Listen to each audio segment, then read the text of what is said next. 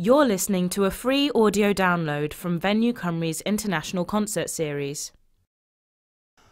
Welcome to the March edition of Pre-Concert Interviews from Venue Cymru. This month sees the return of the European Union Chamber Orchestra with soloist Julian Lloyd Webber. We caught up with Julian before the concert.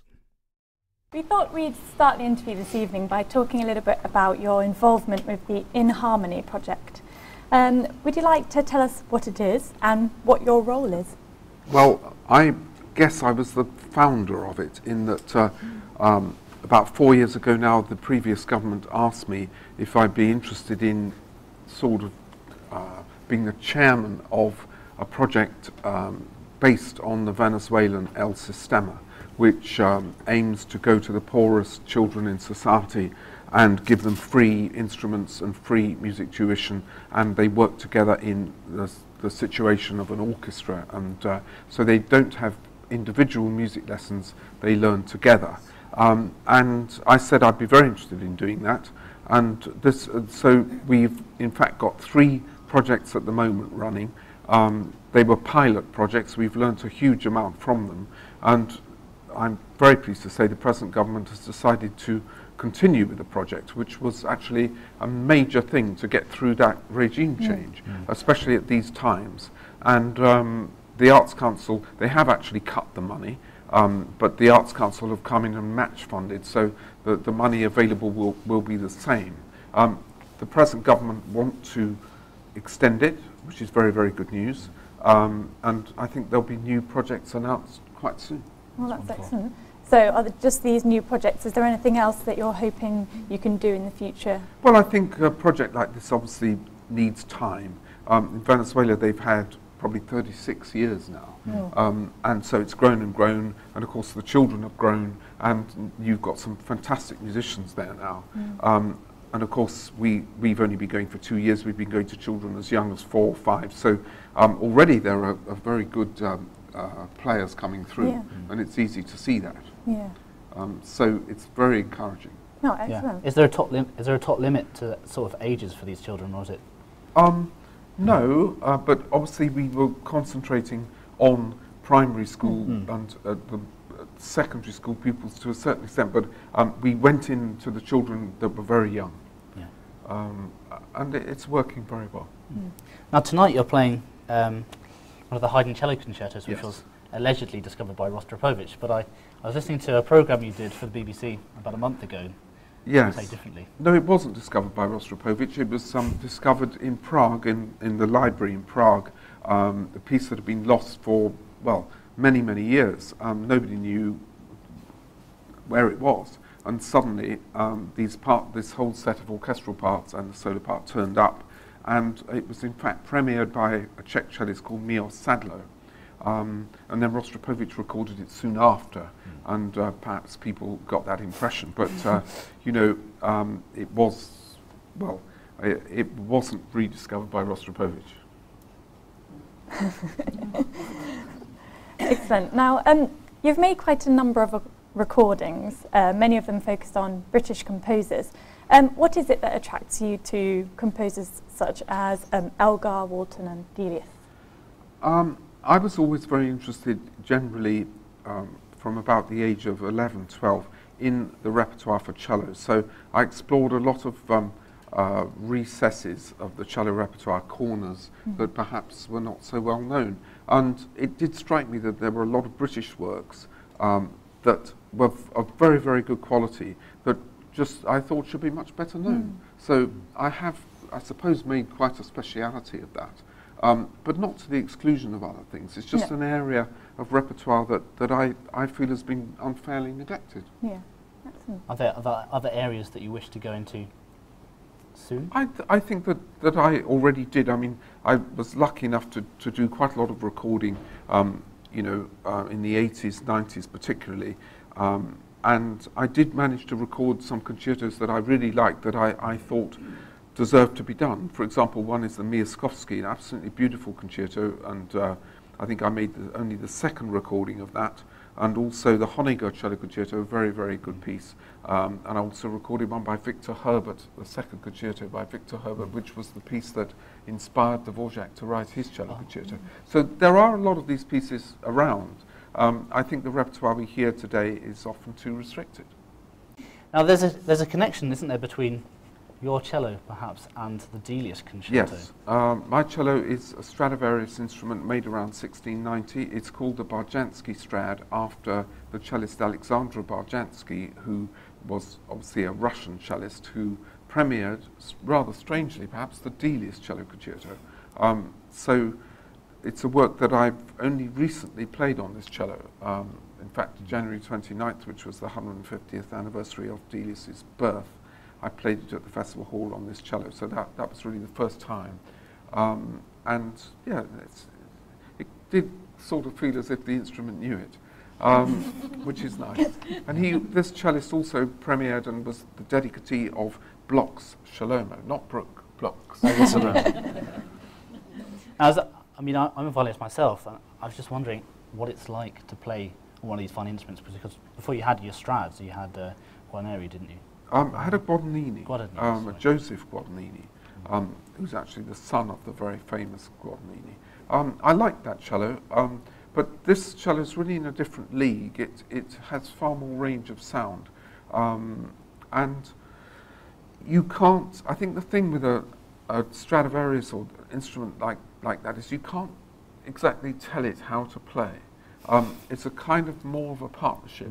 They definitely have their own personalities, and there's things that there are things you can't do on a Strad that maybe you can on a lesser instrument. You have to work with it and coax the best out of it. So it's always had a sort of a mystical status, even for everyone playing inside. So it's fantastic. So I really look forward to hearing that. Tonight you're accompanied by returning guests, the European Union Chamber Orchestra.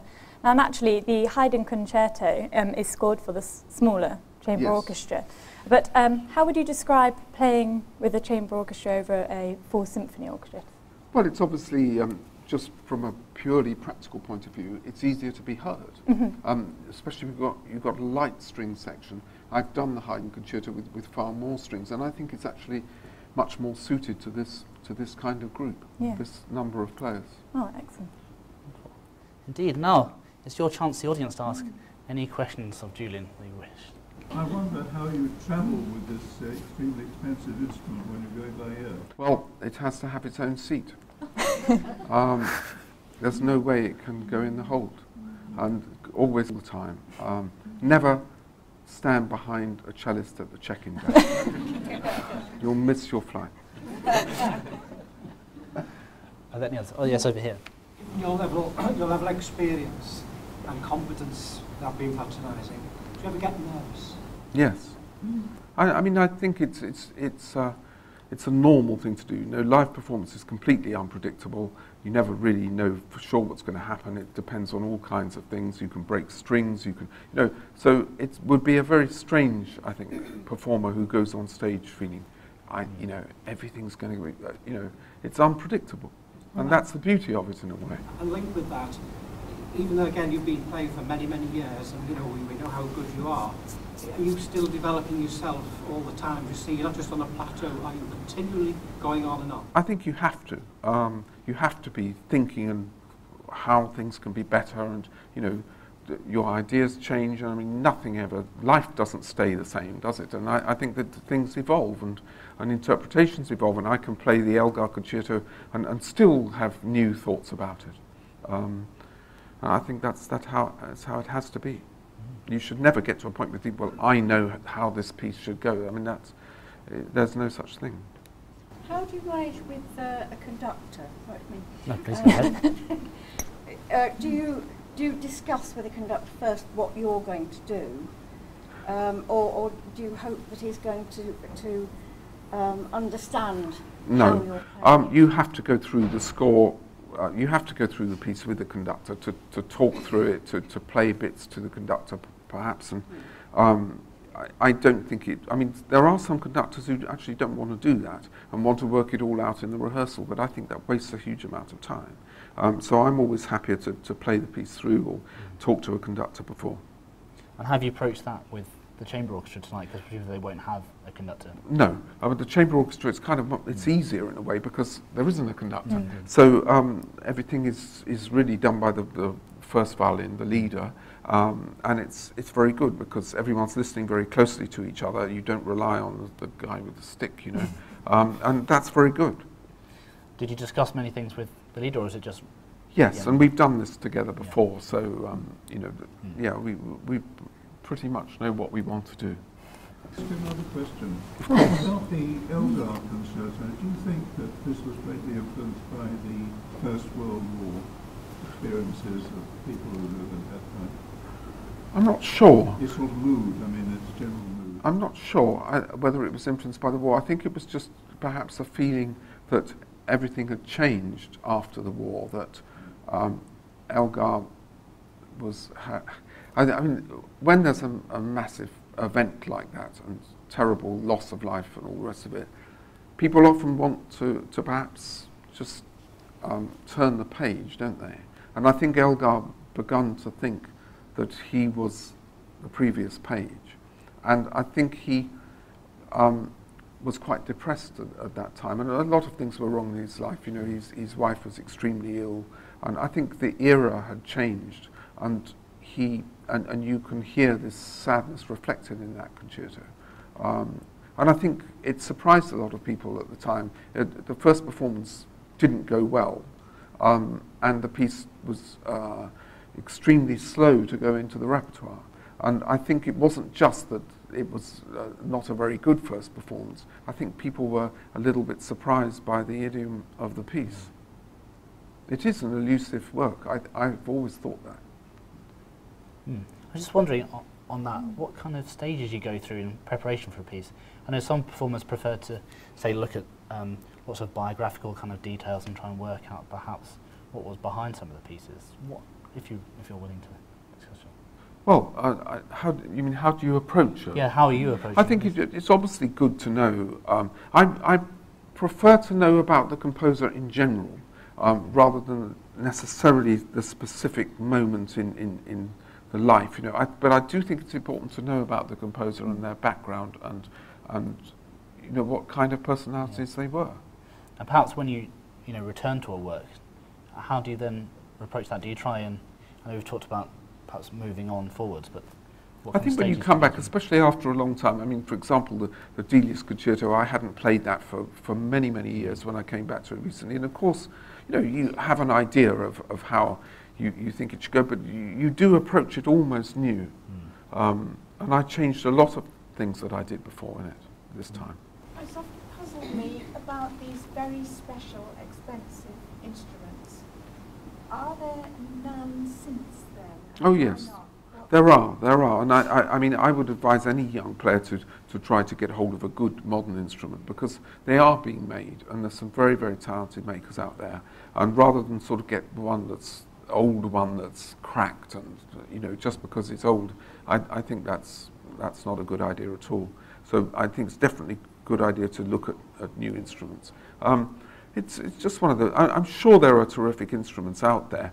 That it is an extraordinary thing that these very old instruments by the great makers still seem to be the best at filling concert halls that the makers would have had no idea of the size of them. You know, a place like the Albert Hall, Stradivarius would have had no conception that it would be used in that way. Yet those instruments still seem to be the ones that work. Now you've premiered quite a few new works. Yes. Now how important is this for you to? I think it's very important. You know, music should be classical music needs to be a living thing because otherwise I think we're in trouble if it isn't. I think you know, we need new music coming through. So I think it's a very important part of being in the position of being able to encourage new music. I think you should. And have you got anything in the works at the moment? I've just recorded a piece by the American Eric Whittaker, who's mostly known so far for choral music, but he wrote me a 10, 11-minute piece for cello and strings, which I think is very, very beautiful. So that should appear quite soon, I think. So we'll look forward to this. Is that? I think Robyn, you have a... Yeah, is there any advice that you can give to any young musicians who might want to pursue a career in performing at all? Well, it's obviously the same old thing that you just have to keep working and practicing. But I would say, we've talked about repertoire and also, I think that people need to find their own place, particularly if you're aiming to be a soloist. I think there's so much music out there, and it's so easy to research it now with the internet and everything, that I think that I'm surprised more young students that I meet are not more curious about the music that's written for their instruments. Definitely. Is this something you want to add into the In Harmony? The kind of well, certainly later on. I mean, that would be very good, and I think that there would be a place for, definitely for music to be written for those orchestras, for the young orchestras, definitely. Join us again on Sunday the 25th of March for an afternoon concert with the BBC National Orchestra of Wales. And don't miss our pre-concert interview with Principal Guest Conductor Jacques Van Steen. Watch out for more events and updates available on our website www.venuecymru.co.uk.